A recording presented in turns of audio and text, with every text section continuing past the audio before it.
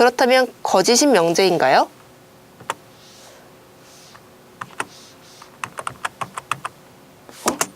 뭐야?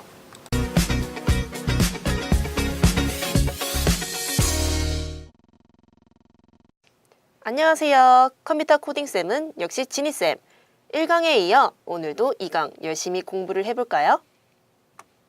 지난 시간에는 수체계 중에서 프로그래밍에서 쓰는 기본 자료형에 대해 살펴보았습니다. 이번 시간에는 소수와 인수분해, 최대 공약수와 최소 공배수, 명제에 대해서 알아보겠습니다. 소수는 무슨 뜻일까요?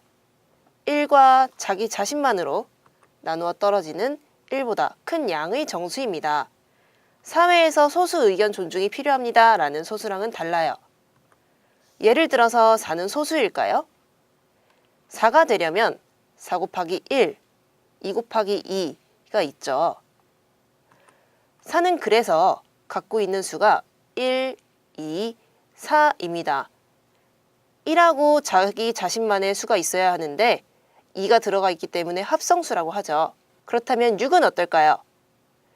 6이 되려면 2 곱하기 3, 1 곱하기 6이 있네요. 그렇다면 합성수겠죠? 5는 소수일까요? 1 곱하기 5 외에 다른 곱하기 수가 있을까요? 아무리 생각해봐도 5는 1 곱하기 5, 자기 자신밖에 없네요. 그래서 소수입니다. 마지막으로 3도 소수일까요? 네, 3 곱하기 1, 소수입니다. 정리하자면 소수는 1과 자기 자신만 있는 수, 2개로만 이루어진 수, 홀수가 거의 소수인 경우가 대부분이네요. 다음은 합성수입니다. 친구들, 방금 소수 배울 때 소수는 1과 자기 자신만으로 이루어진 수라고 했죠. 그래서 2개일 수밖에 없다고 배웠는데 합성수는 3개 이상으로 이루어진 수입니다. 아까 예제 중 4와 6이 합성수에 속해 있죠. 대부분 짝수들이 많아요. 이번에는 소인수 분해를 배워볼까요? 소인수 분해란 합성수를 소수로 분해하는 건데요. 소인수 분해를 어떻게 해야 할까요? 먼저 합성수를 보면 소수들의 곱하기로 이루어져 있는 것을 알 수 있어요. 6은 2 곱하기 3이 되겠네요. 2, 3 모두 아까 배웠듯이 소수였죠. 그래서 소인수 분해하는 법은 의외로 간단한데 그냥 나누기를 하면 됩니다. 왜냐하면 합성수가 소수들의 곱하기로 이루어져 있기 때문에 곱하기의 정반대인 나누기를 하는 것이죠. 한 가지 예를 들어서 숫자 64를 소인수 분해한다고 합시다. 일단 64는 소수 2로 나뉘기에 먼저 2로 나눕니다. 그럼 32가 나오는데 32 역시 2로 나뉘기에 또 2로 나눌 거예요. 이렇게 마지막 소수가 나올 때까지 나누기를 반복합니다. 소인수 분해는 합성수를 소수로 분해하는 것이기 때문에 합성수가 없어질 때까지 계속 나누기를 해야 합니다. 그래서 64를 소인수 분해하면 2 곱하기 2 곱하기 2 곱하기 2 곱하기 2가 되는데요.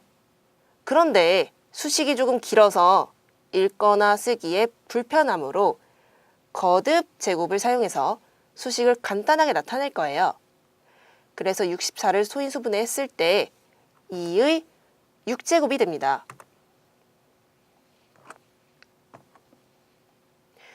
이렇게 소인수 분해를 하고 나면 약수의 개수를 판단하기가 쉬워지고 나중에 다룰 최대 공약수와 최소 공배수를 조금은 쉽게 구할 수가 있어요. 추가로 합성수의 약수 중에서 소수인 것을 소인수라고 합니다. 그래서 이름이 소인수 분해랍니다. 최대 공약수와 최소 공배수란 무엇일까요?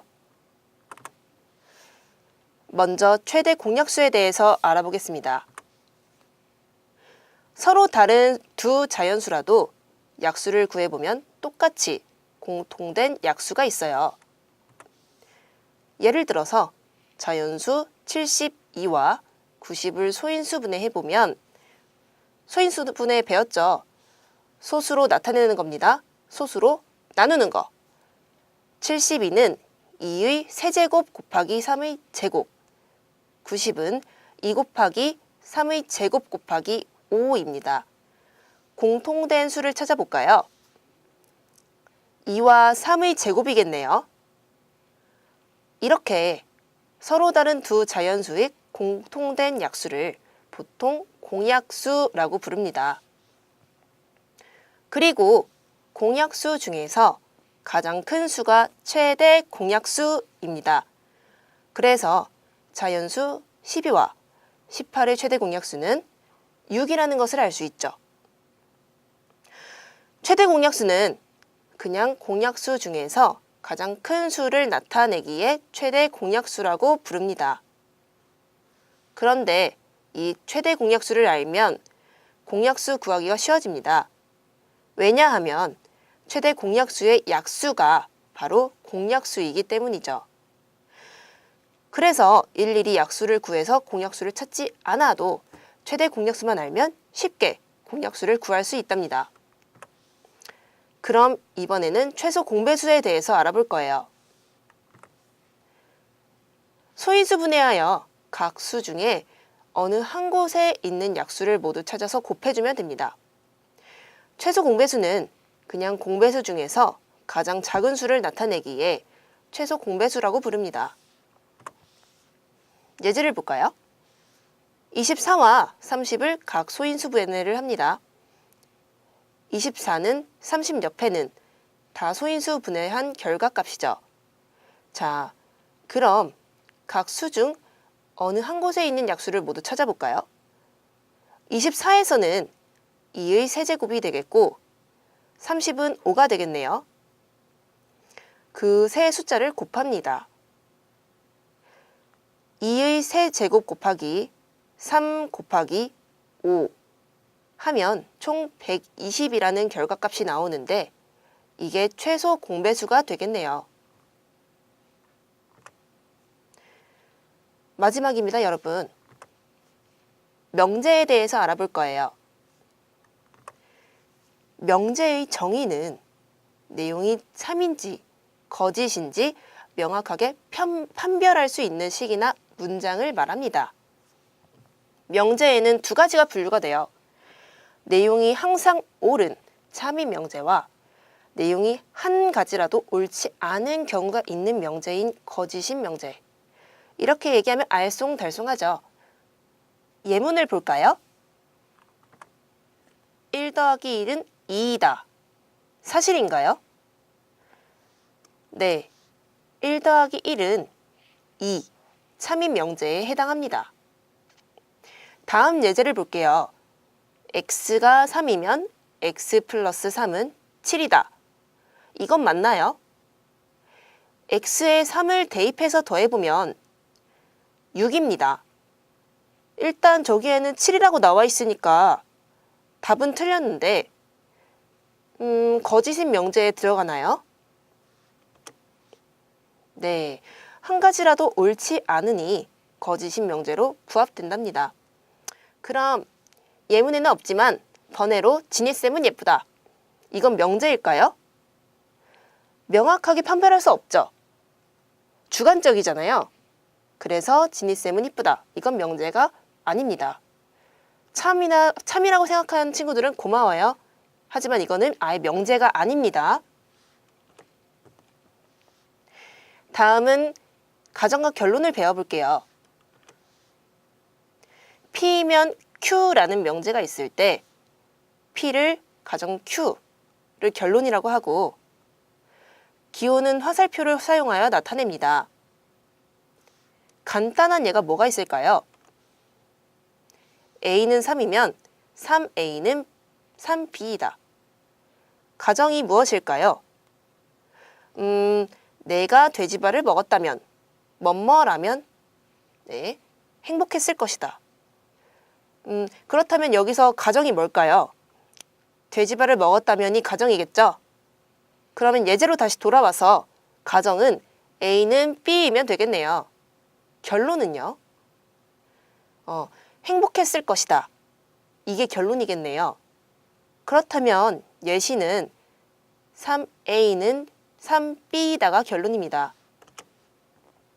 감이 오시나요? 명제의 역에 대해서 알아보겠습니다. 주어진 명제의 가정과 결론을 바꿔 놓은 명제인데요. A는 B가 뭐뭐이면 3A는 3B다라는 명제를 가지고 명제의 역을 알아볼 거예요. 3A는 3B이면 A는 B이다. 말이 되나요? 바꿨을 때 서로 이상하지 않아야 합니다. 여기서 돼지바 생각하지 마시고요. 그건 어디까지나 이해를 돕기 위해서 실생활에서 잠깐 예를 들었던 거니까요. 오늘은 소수와 인수분해, 최대 공약수와 최소 공배수, 명제에 대해서 알아보았습니다. 쉬운 친구들도 있고 어려웠던 친구들도 있겠죠? 두 번째 시간 잘 따라줘서 고마워요, 여러분. 코딩쌤은 역시 지니. 그럼 3강에서 만나요.